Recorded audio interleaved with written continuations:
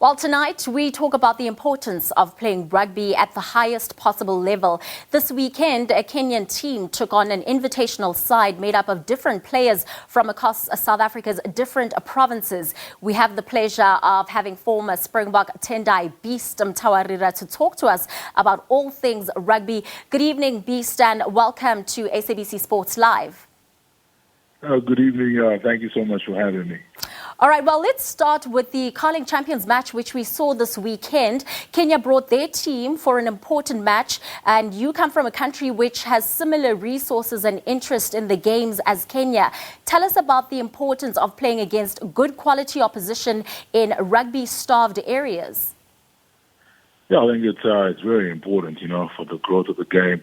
And I think, the Curling Champions match yesterday was probably one of the biggest, innovations in the rugby space, in terms of actually getting fans to select a team and, getting a Kenyan invitational side to come and actually play, at Loftus. I think it's just, invaluable for what they want to do in the game of rugby. I think they're very prominent in the Serbian, sphere, but when it comes to 50-minute rugby, they're still lagging behind. So for them to come and face, the cream of the crop in terms of the talent we're now bringing up in the Currie Cup, I think it's super exciting. Even though it was a big score, it was 71 points to 14. I think that they would have learned a lot, and they all grow in the game. When you look at Argentina, Japan, they all came from similar backgrounds, and they just started playing against top tier, nations, and they got better. So I think it will be the same for countries like Kenya. Absolutely. And one thing that we do know is that exposure leads to opportunities. What's your take on corporates like SAB being part of initiatives like this? Would you say that exposure is beneficial for both corporates and players? Yeah, I think it's both beneficial for big corporates like SAB, as well as the game of rugby. So I think it goes hand in hand. That when we play on the field, as rugby players, we rely on sponsorships.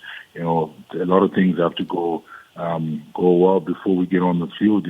So for us to get paid well, for us to have the kit that we wear, there needs to be people that are committed to bringing that investment. So corporates, adding value to rugby is really great. And I think what SABC has been doing over a number of years, is incredible, and we're indebted to them, and hopefully they continue to do that. All right. And, I'd like us to talk about your journey from Zimbabwe to South Africa as a young 19, 20-year-old. That bittersweet moment of leaving family behind with very little money in your account to just follow this lifelong dream. Yeah, it was a daunting task. It was a scary move. At the time I was 18 years old, and I just finished, my high school. But I knew that I had this dream, of playing professional rugby, and I'd always been a huge fan of South African rugby. I'd followed a lot of players, whilst I was still in Zim. So guys like Bobby Skinstad, Gary Tushman, Osturant. So I was working hard towards becoming like those players. So when I played at the Craven Week and came here, in South Africa and got the exposure and obviously got scouted by the Sharks, for me this was like a dream come true. So, I made that move, with a lot of determination, with a lot of, a lot of hunger to make it, to succeed, to change my life, and provide for my family. So I'm so glad that it worked out, but along the journey, I had a lot of people that helped me. And I'm so grateful that, I could, come full circle in my journey and win a World Cup and retire at the highest level. Absolutely. And it was that determination that meant your dream had been realized. You became an international rugby player, but the support system must have held you up when times were tough. I want us to talk about the role that your wife has played. You just spoke about her when you had the issue with Home Affairs till the time when you finished your career with 117 internationals.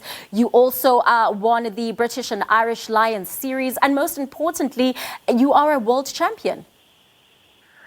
Yeah, no, yeah, I'm actually getting goosebumps now as I hear you talk about all those accolades. I think I would not have achieved, any of them if it wasn't for, for my wife. Her name is Kazia, and she has been so supportive, throughout my entire journey, my careers. It's very demanding, to be a sportsman. I was always on the road, on tours, in camps, and being away from home, and with kids, early on in our marriage. So she had to play the role of mom and dad, when I was away. So, I really take off my head to her and just salute her, for just the support she gave me, because I could pursue my dream, knowing that, I had a full backing. She never complained.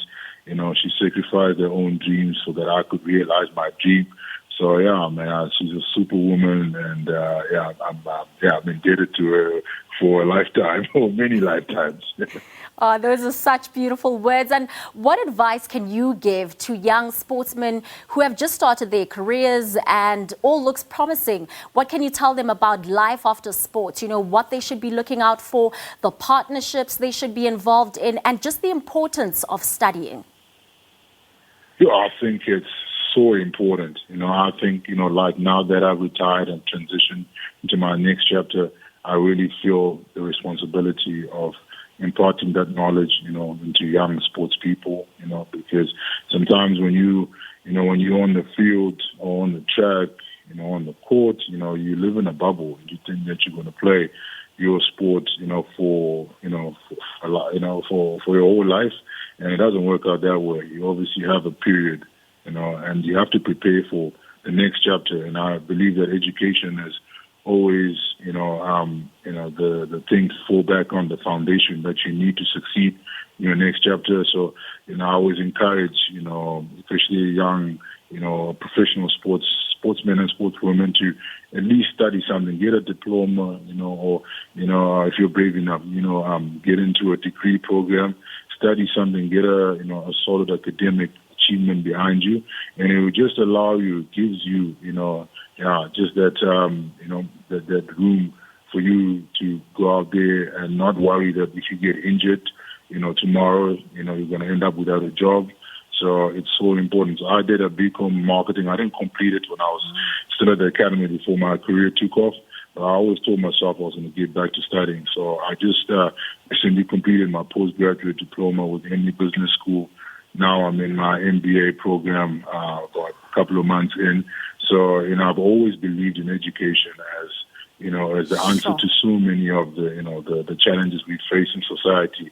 So, yeah, for sportsmen and sportswomen, you got to study, you got to get something behind you, and that's how you will make it, in your next chapter of life. Oh, I love that. Thank you so much for giving us your time. And that is, of course, the legend, former Springbok Tendai beast, Mtawarira, talking about what he's also currently busy with, and just, in life and in terms of rugby, what has been of the sport so far. Thank you so much to him, to the